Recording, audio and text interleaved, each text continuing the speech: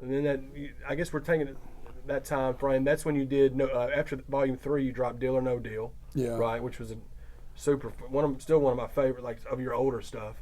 Yeah. And then, do you want to talk about, I guess, after that, like when you started to maybe kind of change up your sound a little bit? Like, was that like Big South Story? Is that kind of when that started, you think?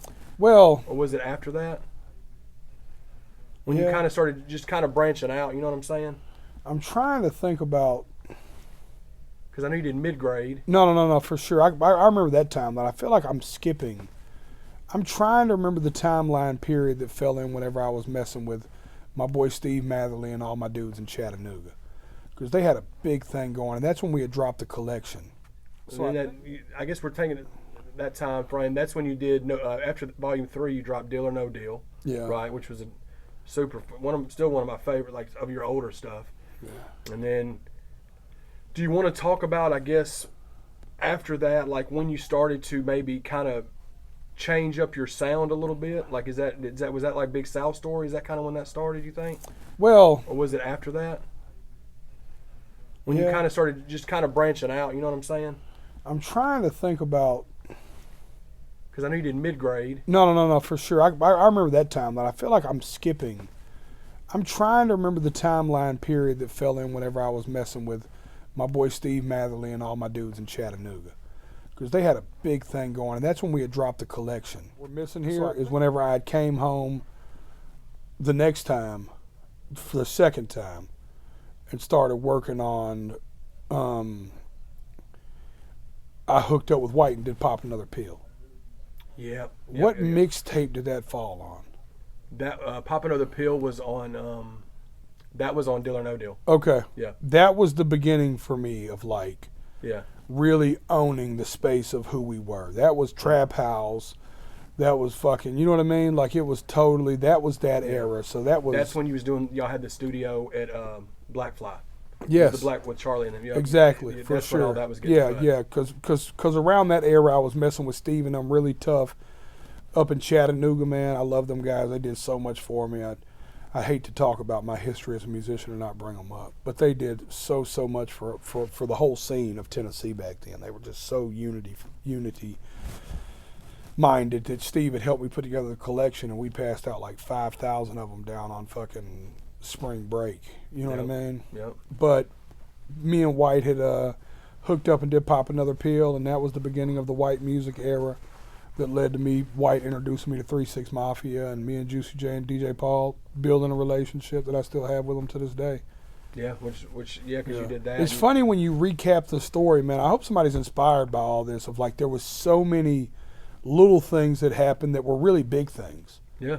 You know, but they, like, when you look back, they were huge things at the time, but when you look back, they were little things that just added up, and they were rungs of the ladder, and every step really meant something special. You know what I mean? Yeah, for sure. Because I mean, when you were going through all that, it was just what you were doing. You know what I'm saying? So like looking back on it, you're like, you can pinpoint kind of what it was. Right. So. Yeah, because that's when you started doing that, and you started doing the Therapeutic musics, which were always dope projects too. Like when you started doing the music with a meaning kind of stuff. Right. You know what I mean? Yep. And you were doing all that stuff. And the Therapeutic musics, man, they have a funny story. We would end up, me and I think me and High Roller did the first one, and I would have so many sad songs. For every up tempo song I would have, there would be 10 sad songs. So we finally ended up in a place where I was like, what are we going to do with these sad songs? They're not bad. You know what I mean? I was like, they're really good, but they're just so slow. And then, you know, and I was like, why don't we just put them on one CD and call it Therapeutic Music? And that was the beginning of what I created my entire career around, was making honest, real music.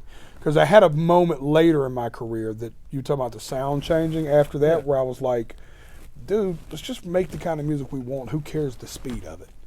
Yeah. That was a big moment for me in my career, man. That was a huge moment where it was like tempo didn't matter all of a sudden no more. Where I used to feel like you had to have 10 party tracks and 2 sad tracks. Yep. You know? Then I just stopped taking that mentality, and that was a changing point for me. For sure. I mean, because that's definitely when the people started seeing that side of you too, instead of just the the stuff that you were doing on like the Gambling on White Boys, which you had songs like that on there. Yeah. It just wasn't a whole project of it, but those did really well. I remember that was back when it was Dat Piff, when he was booming on Dat Piff. Booming, dude. I mean, you got to think this was the beginning of like. Think about songs. I remember Riding All Alone being one of the first ones that I was like, yep. All right, people are receptive of me making this kind of music. And then fast forward to when I came home again the next time, it was Man in the Mirror. Yep. You know, it was those kind of records that I felt like really kind of started building that part of the Jelly Roll catalog, you know? Yeah, for sure. Because those are some of your most popular ones from the older stuff, like those style songs. Right. And obviously that's, your music now has touched so many people, and it's a lot of it is that style of music. It's just the therapeutic music like you were talking about. And then I know that you did, was it what did you drop after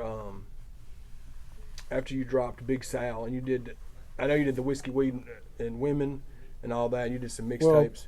Well, you won't believe this, but I have something here, and I might not be able to find it, by the way.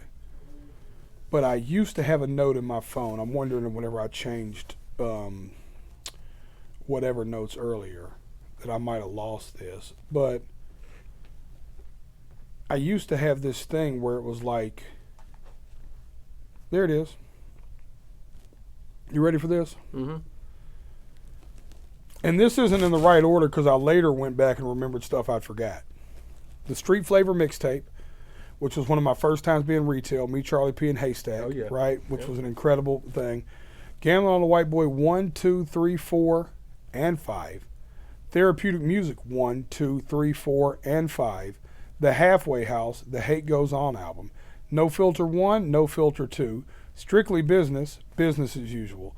The Big Sal Story, The Biggest Loser, Whiskey, Weed, and Waffle House, Sobriety Sucks, Addiction Kills, Waylon and Willie 1, 2, 3, and 4, Whiskey Sessions 1 and 2, Goodnight Nashville, Crosses and Crossroads, The White Trash Tales, Dat Piff, Mid-Grade Miracle, Dat Piff, A Beautiful Disaster, which was an album I just released, The Collection, 11 on the Come Out, and Self-Medicated.